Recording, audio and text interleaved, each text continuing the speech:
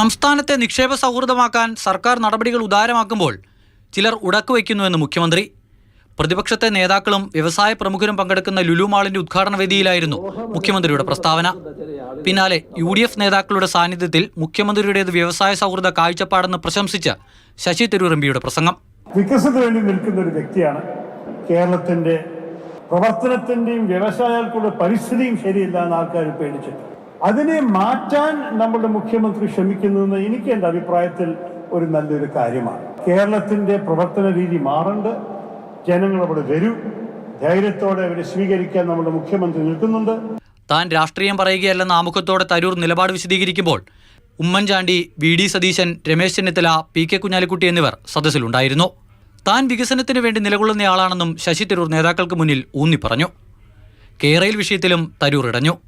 കേരളിനെതിരെ UDF MPമാർ railway മന്ത്രിക്ക് നൽകിയ നിവേദനത്തിൽ ശശി തരൂർ MP ഒപ്പുവെച്ചിരുന്നില്ല. UDFന്റെ 18 MPമാരാണ് അന്ന് നിവേദനത്തിൽ ഒപ്പുവെച്ചത്. പുതുച്ചേരി MP P വൈദ്യലിംഗവും നിവേദനത്തിൽ ഒപ്പുവെച്ചു. വിമർശനങ്ങൾ ഉയർന്നിട്ടും തരൂർ നിലപാട് മാറ്റിയില്ല. കേരളിനെക്കുറിച്ച് മികച്ച പഠനം നടത്താതെ നിലപാടെടുക്കാനാകില്ലെന്ന് മാതൃഭൂമി.com എഴുതിയ ലേഖനത്തിൽ തരൂർ വ്യക്തമാക്കിയിരുന്നു.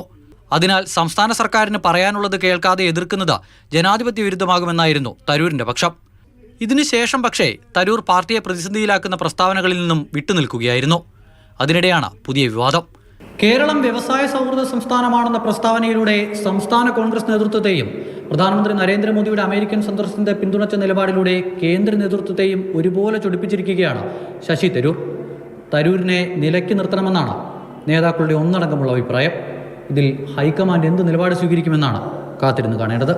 മൽത്തേനമ്പറമ്പിൽ, മാതൃഭൂമി ന്യൂസ്, തിരുവനന്തപുരം.